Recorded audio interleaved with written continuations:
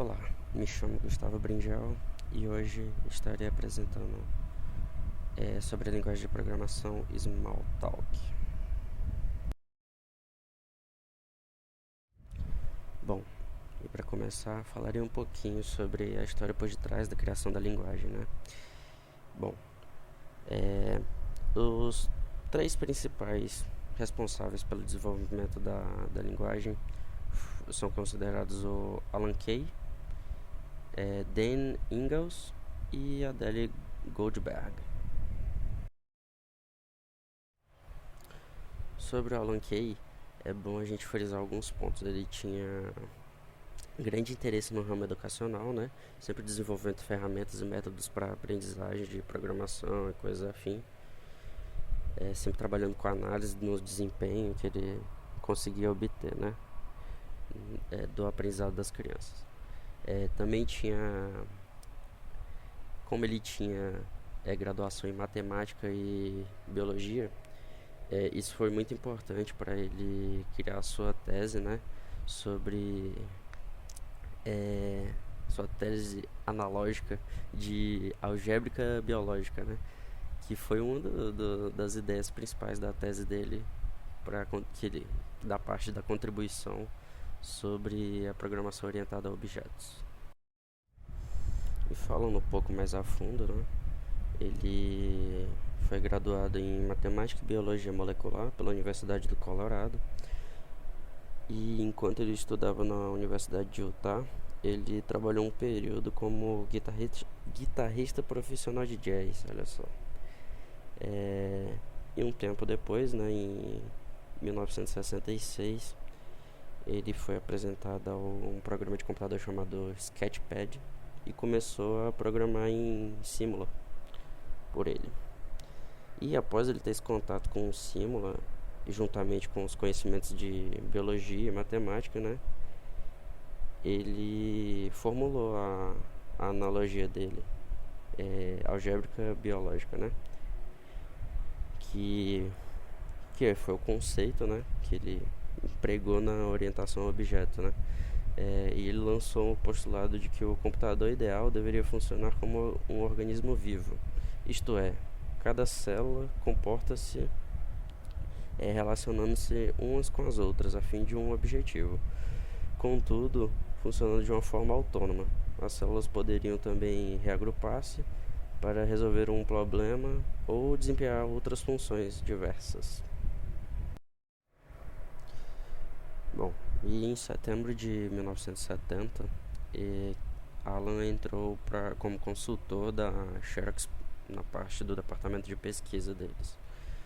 E a partir de 1971 até 1972, ele participou do desenvolvimento do Smalltalk, né? Só que ele entrava como num contexto de educacional, propriamente dito. Ele tinha um acompanhamento de psicólogos e ele analisava o comportamento e as reações que as crianças tinham entrando em contato com a programação. Bom, e Alan concluiu que as crianças aprendiam melhor através da progressão a partir de um envolvimento cinético, né? Passando por imagens e configurações até chegar ao uso de representações abstratas e simbólicas. Foi esta pesquisa que motivou o uso intenso de gráficos e animações no desenvolvimento de Smalltalk. Algumas das crianças que tiveram contato com Smalltalk tornaram-se aptas a usá-lo, e destas algumas até chegaram a desenvolver programas sozinhas.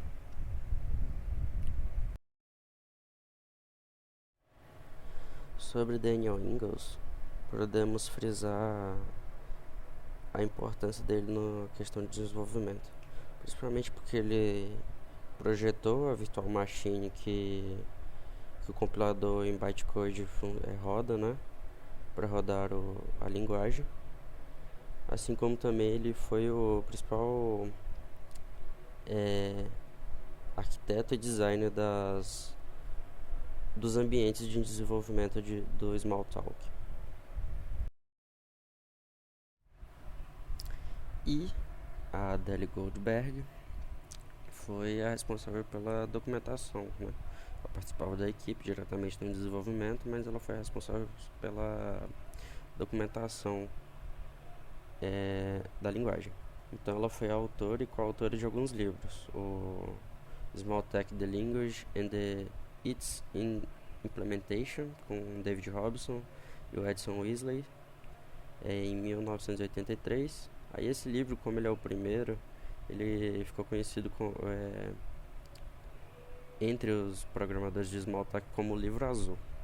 Já o segundo é o Smalltalk The Interactive Programming Environment, que foi escrito com o Edson Weasley em 1984. Aí ele é conhecido como o livro laranja. E o último livro, o Smalltalk The Language, escrito com o David Robson e o Edson Weasley de novo, em 1989. E ele é conhecido como o livro púrpura. E ele é uma revisão do livro azul, do primeiro livro.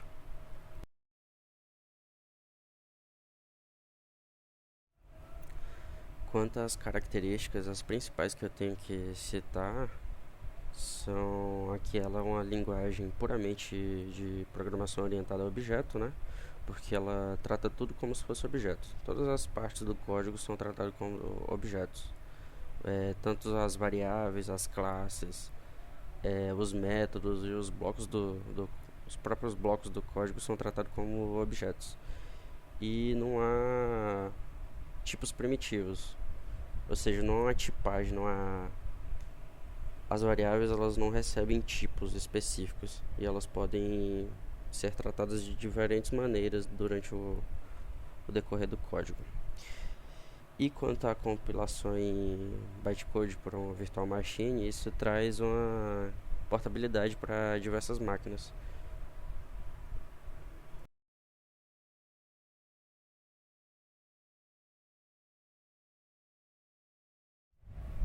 Bom, e aqui vão algumas influências, né?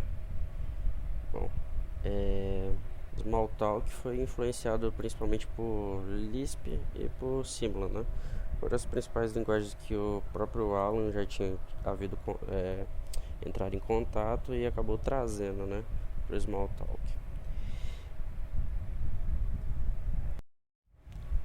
Já falando sobre o que o Smalltalk influenciou, principalmente foi a questão da orientação a objeto, né? Smalltalk é considerado como a linguagem mãe da orientação a objeto. E muitas linguagens sofreram com isso, né? Por exemplo, Java, Python, Ruby, entre outras. E uma outra coisa também, por exemplo, herdada pelo Python, que foi influenciada pelo Smalltalk, foi a tipagem dinâmica.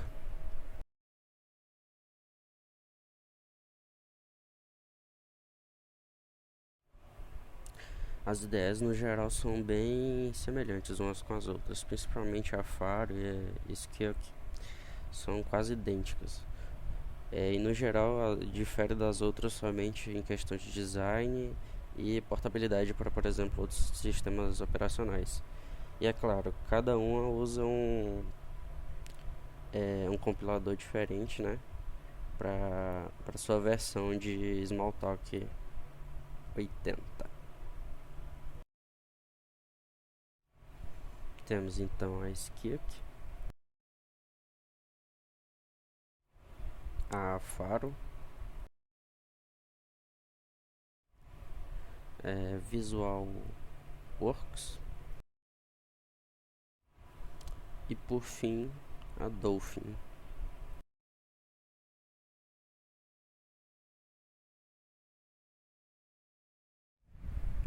Bom, e agora algumas regras. Como dito anteriormente, tudo é tratado como um objeto, né?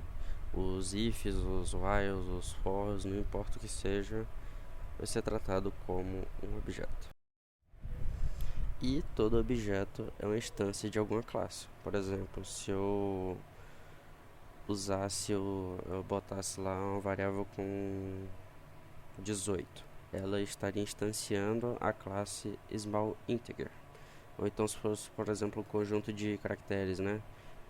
ela estaria instanciando a classe string. E as classes elas são responsáveis por determinar o comportamento dos dados e os dados que elas instanciam. Toda classe possui uma classe mãe, exceto a classe object, que ela seria como se fosse a classe mundo, né? E as classes mãe elas definem um comportamento e os dados que serão herdados pelas classes filhas. E as classes mães elas são chamadas de superclasses e as classes filhas são denominadas de subclasses. Bom, e por fim, quase todas as expressões têm a estrutura de objeto recebedor, mensagem, né? As mensagens fazem com que os métodos sejam executados, sendo que o mapeamento das mensagens para os métodos é feito pelo próprio objeto recebedor. E os métodos, normalmente, eles funcionam como se fossem as funções das outras linguagens.